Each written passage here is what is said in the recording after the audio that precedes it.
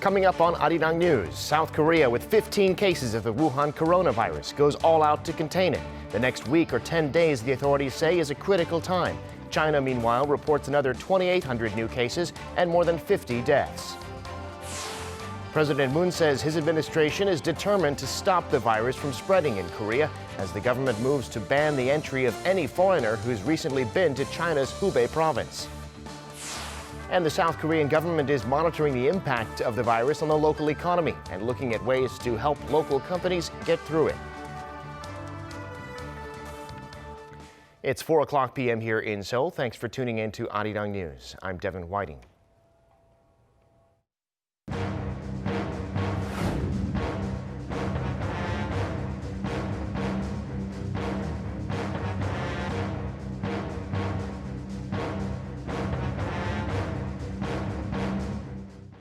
Here in Korea, the health authorities confirmed 3 new cases of the coronavirus on Sunday, bringing the total number to 15. Now the government says is a critical time for containing the outbreak. For more, we connect to our Choi Jung-yoon, who's on the line. Jung-yoon, what's the latest? Well, Devin, according to the Health Ministry this morning, the next 7 to 10 days will be the most critical and challenging time in terms of containing the outbreak. The government says that it was able to detect the patients at an early stage of the infection through strict screening. However, it did say the situation will become more alarming as the virus is spreading fast across China. And we saw some signs of that situation yesterday. On Sunday, South Korea confirmed 3 more cases, bringing the total number to 15. That makes South Korea the country with the 5th highest number of infections, along with Hong Kong, which has also 15 cases. Just 2 weeks ago, on January 20th, there was only 1 confirmed case in South Korea. All right, Jung-yoon, so what do we know about the confirmed cases and who they might have come into contact with? Also, what kind of measures are being taken? According to the Korea Centers for Disease Control and Prevention, the 13th case is a 28-year-old South Korean man. He was one of the South Korean nationals evacuated from the city of Wuhan, the epicenter of the outbreak, through a chartered flight last Friday. The 14th case is a 40-year-old Chinese woman. She's the wife of the 12th patient, a 49-year-old Chinese man who tested positive on Saturday. The 15th case is a 43-year-old Korean man who came back from Wuhan on January 20th. Out of 15 cases, 10 of them are male, and the patients' ages range from 25 to 62 years old. The KCDC announced 913 people have been in contact with the patients. South Korea had previously been separating those who had contact with the patients into 2 groups, intimate contact and daily contact. But now, regardless of the amount of contact, all will be isolated in their homes for 2 weeks under strict monitoring. Local government officials will be paired one-on-one with those who have had contact with the patients and will supervise and support them. Currently, the health authorities are investigating the locations that were exposed to the confirmed patients. It is reported that a lot of people might have come in contact with the 12th patient who visited locations in Seoul, Gyeonggi-do Province, and the city of Gangneung in Gangwon-do Province. That's all I have for now, but I'll be back with more updates in our later newscast. All right, Choi Jung-yoon reporting there. Thank you for that. And alarming new numbers coming out of China and other countries. In China, the coronavirus has claimed a total of 361 lives in the latest official numbers. A renowned Chinese respiratory expert says the epidemic will reach its climax in 10 to 14 days. Kim Jae-hee has the latest. The death toll in China from the coronavirus has exceeded the 349 mainland fatalities seen during the SARS outbreak in 2003. According to the latest figures from Chinese health officials on Monday, the total number of coronavirus deaths has reached 361 in China, and the confirmed cases stand at more than 17,000. That's more than 2,800 new confirmed cases and 57 new deaths in China compared to 24 hours earlier. This is the first time the number of daily deaths surpassed 50 since Chinese health officials began officially releasing statistics. Most of the deaths and confirmed cases in China were in Hubei Province, where the city of Wuhan, the epicenter of the outbreak, is located. At least 350 deaths and a total of over 11,000 infections were in Hubei Province, and more than 220 deaths were in Wuhan. Alongside the confirmed cases, Chinese health authorities revealed that as of Monday, there are 21,000 suspected cases in the country. They also said 475 people have been discharged from the hospital after making a full recovery. Meanwhile, a renowned Chinese expert on respiratory diseases, Zhong Nanshan, has predicted that the outbreak will reach its peak in 10 to 14 days. He also stressed that the simplest and most effective way of stopping it is early detection and early containment. The virus is also spreading fast outside of mainland China. As of Monday morning, Hong Kong had at least 15 confirmed cases, Macau 8, and Taiwan at least 10. With the Philippines reporting its first death from the virus on Sunday, the first fatality outside of China, experts warn the death toll is almost certain to continue rising. Kim Jae-hee, Arirang News. South Korean President Moon Jae-in has reiterated his government's determination to stop the spread of the coronavirus, noting, as other officials have, that now could be the most critical point in dealing with the outbreak. Here's what he said during a meeting with top aides earlier this afternoon. 상황은 이제 시작일지도 모릅니다. 얼마나 더 확산될지, 언제 상황이 종식될지 아직 알 수 없습니다.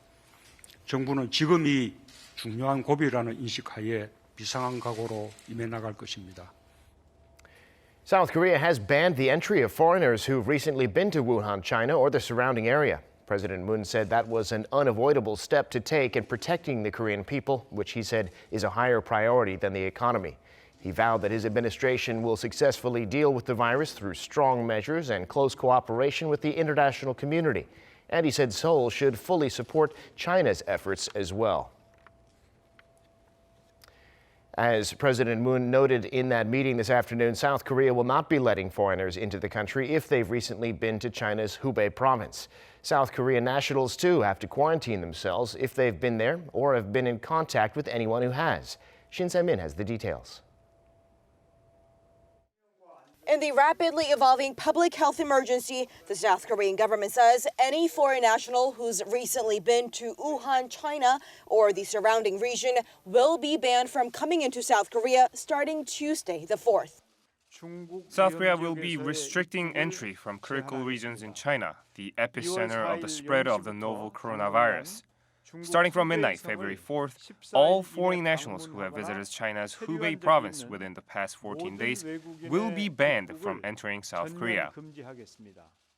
As for Korean nationals, the Prime Minister added that anyone with a similar travel history must impose a self-quarantine of 14 days. And the same goes for anyone who's in close or regular contact with those who've visited the Chinese province. Those who work in group facilities like postnatal care centers or nurseries and have traveled to the region will not be allowed to go to work for 2 weeks. The government will also be suspending its visa-free travel program for Jeju Island. South Korea, together with the Jeju provincial government, had implemented a visa-free system allowing almost all foreigners to stay on Korea's southernmost island of Jeju for up to 30 days without a visa. South Korea, with the new entry ban, joins a growing list of nations like the U.S. and Japan that have imposed travel restrictions because of the coronavirus outbreak. We must block transmission routes in local communities even more tightly. The government will preemptively prepare for mid to long-term responses to ready itself for possible worst-case scenarios. As for the shortage of hygiene products like face masks and hand sanitizer leading to unprecedented price hikes, the PM ordered the Food and Drug Safety Ministry and the related authorities to reassure the public that supplies are on their way. Shin Se-min, Arirang News. And President Moon made a phone call today to the South Korean consul general in Wuhan to thank him for his efforts last week to get South Korean nationals evacuated from the city. President Moon also thanked the Korean community in Wuhan and said the South Korean people back home were touched by what they'd done.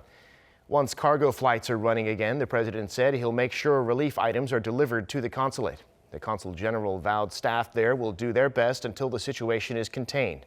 Some 700 South Korean nationals were evacuated from the epicenter of the virus on Friday and Saturday on board chartered flights. South Korea's information hotline for foreigners is offering its services 24 hours a day now amid rising concerns over the coronavirus. According to the Ministry of Justice, foreign nationals in the country can dial 1345 at any time of the day for general inquiries. The 24-hour service is available in Korean, English, and Chinese, with services in 20 languages also available from 9 a.m. to 6 p.m. on weekdays. The ministry is advising foreigners with suspected symptoms to call 1339. Translation services will be provided.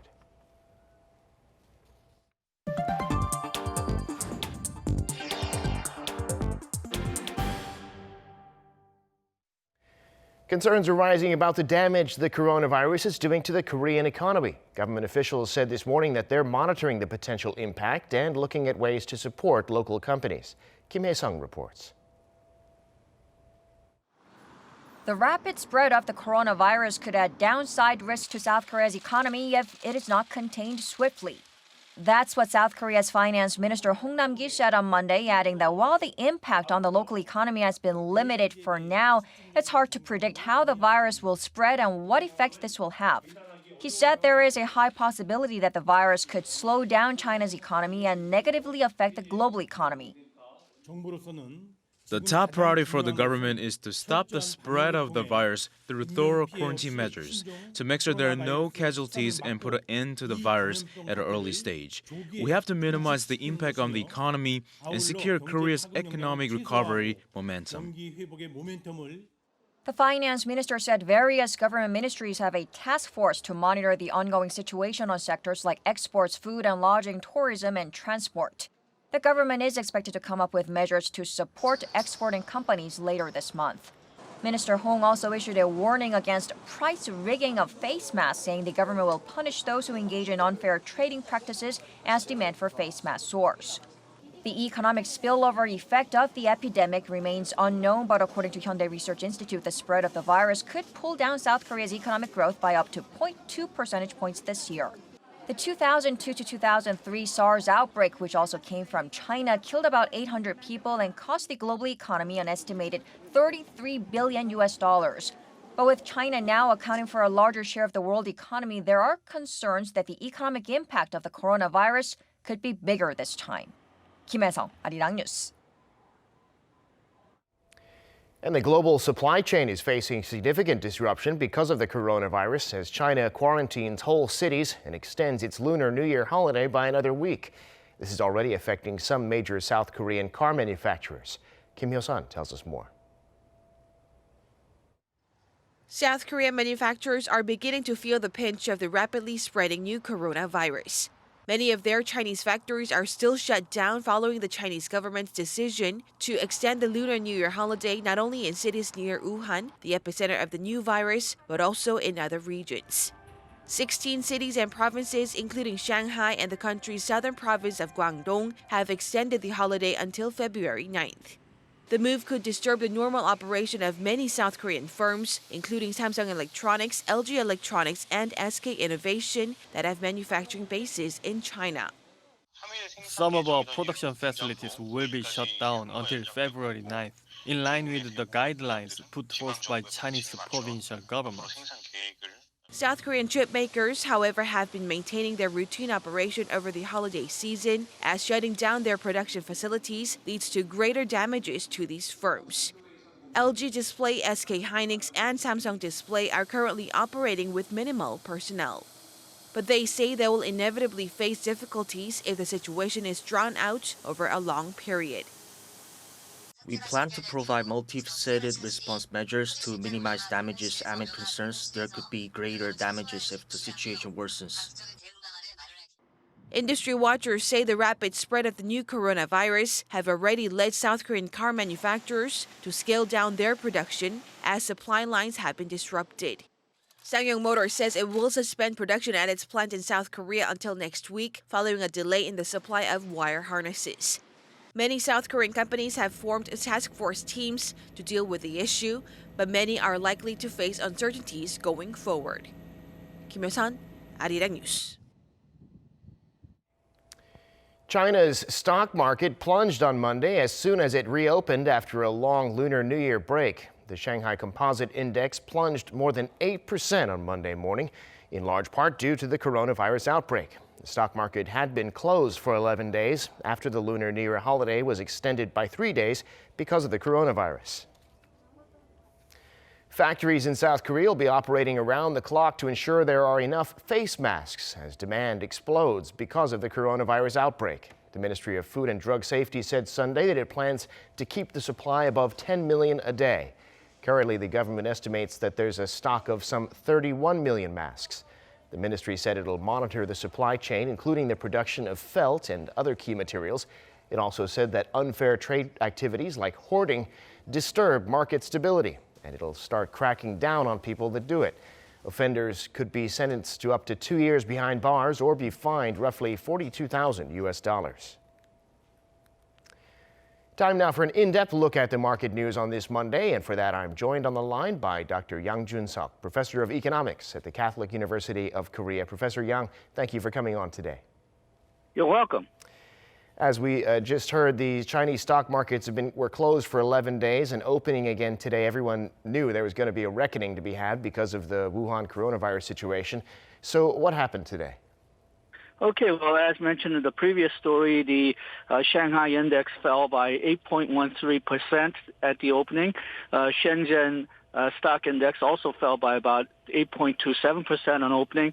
And after opening, it's been holding a bit steady. The markets have not closed yet, but the entire day it's been stable around that range. So it's not really recovering at all from the initial drop. Now, Hong Kong's Hang Seng Index, they've opened week early because, well, they operate on their own calendar, and they fell 0.8% on Friday, but they actually rose just a little bit today, 0.07%. Again, Hang Seng Index, they haven't closed their markets either, but they seem to have gotten all their drops out of the way last week.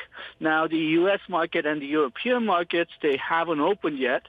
But if you look at Friday, it hasn't been a good day for U.S. markets or the European markets. The S&P fell by 1.8% on Friday, Dow by 2.1%, Nasdaq by 1.6%, and then the English FTSE fell by 1.3%, and European stock 600 fell by 1%, but they also had Brexit on Friday, so that probably fed into the negative aspect as well. Now, you have to remember, though, that because Chinese stock market did not open for a couple of weeks since the Lunar New Year holiday, they're taking all this hit at once. So I think it's a bit more instructive to see how it compares over the last 2 weeks with the foreign stock markets. The U.S. markets fell by about 3%. So even compared to that standard, Chinese market have taken a major hit. And the People's Bank of China will increase liquidity by 1.2 trillion yuan. That's the largest single-day increase since 2004, partially to deal with the contraction from the virus.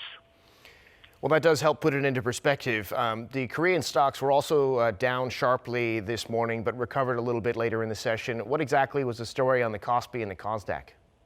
Okay, well, Kospi, it fell by 0.01% today. Kosdaq rose by 0.68%. So we seem to be stabilizing somewhat. If we look at the Kospi and Kosdaq index since the Lunar New Year holiday, or since January 23rd, Kospi fell by 5.7% and Kosdaq fell by 5.8%. So compared with the United States, which only fell by about 3%, Korea has taken a lot of hit as well. And a lot of people are concerned not only with the stock market, but with the exchange rate, because Korea won is approaching 1,200 won per dollar. And the last time this happened was when the economy was in a really bad shape last October. And then, as you said, as you mentioned in the previous stories, we're trying to estimate how much effect on this coronavirus will have on the Korean GDP. Right now, the consensus seems to be that Chinese GDP will fall by about 1%, and Korean GDP will fall by about 0.2% because of that.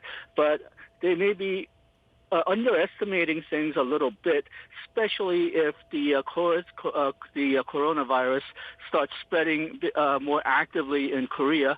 Then it won't only be the exports and imports which are going to get hit, but the Korean domestic service industries. We're already seeing cases where people are not going to theaters, not going to movies, not going to restaurants or anywhere where there's a lot of people, and that's bound to have some effect on Korea's service industries. We've seen this during the SARS epidemic, as well as during the Seoul incident when everybody was too depressed to do anything, so the service industry really suffered.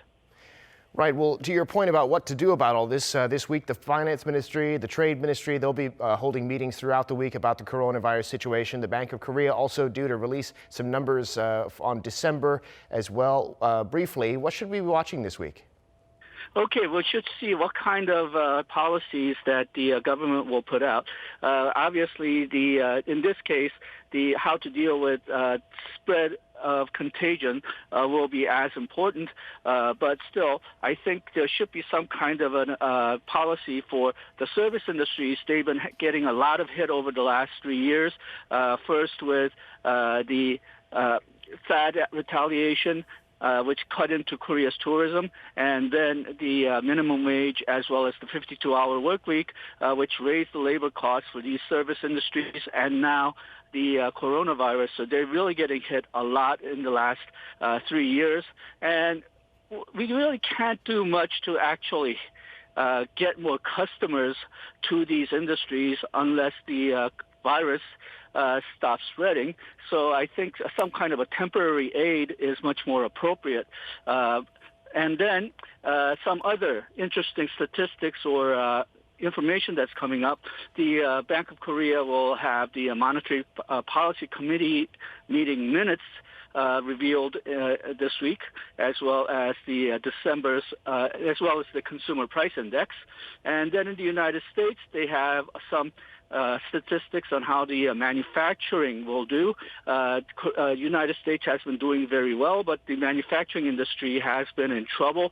So we'll try to see whether the manufacturing industry is getting worse or better. And then the U.S. employment rate will also be revealed this week. All right, Professor Yang, we'll be watching all those stories closely. Thanks so much for sharing your insights today. Appreciate it. Thank you. Now, it's been over half a year since Japan imposed export controls on South Korea. For the last several months, South Korea has been trying to localize and diversify routes for these key parts and materials. Kim Da-mi has this story. Turning a challenge into an opportunity, South Korea has been quick and resourceful than ever to stand on its own. It's allocated over $860 million a year to localize 20 key tech parts and materials within a year and 80 more within 5 years. This has already enabled the country to stabilize supplies of the 3 key materials restricted by Japan. Local production of fluorinated polyamide has doubled thanks to newly built and expanded factories in the country. And in fact, a local supply of etching gas, another material critical to making semiconductors, has been secured since the end of last year. And this localization couldn't have happened at a better time. Government, corporates, and people began to realize that we can't wait any longer, and also we can't rely too much upon Japanese imports for those critical items. And I think it was a good awakening or wake-up call for Korean people. In addition, Seoul has successfully found ways to diversify its suppliers worldwide. U.S.-based chemical company DuPont will invest $28 million in South Korea to develop and produce advanced photoresists. Japan produces around 90% of the world's photoresists, which are used to make semiconductors. South Korea's efforts have been recognized by the rest of the world too, including Japan. Japan's Asahi Shimbun has said that Japan failed to let sleeping dogs lie, and that Seoul was able to localize materials much more quickly by concentrating its efforts in the private sector. The newspaper noted that Samsung Electronics has chosen suppliers outside of Japan to produce around 220 key parts and materials that it had mainly sourced from Japanese companies.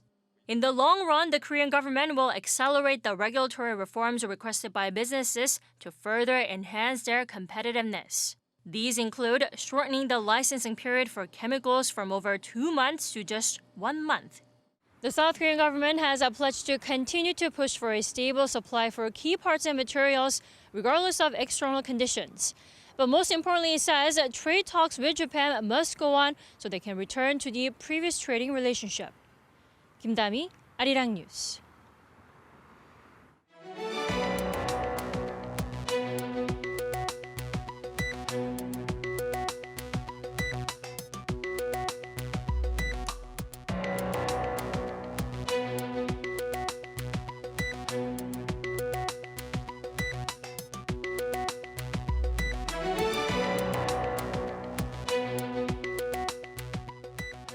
That brings us to the end of this newscast. Thank you for watching. More live news coming your way at 7 p.m. Korea time.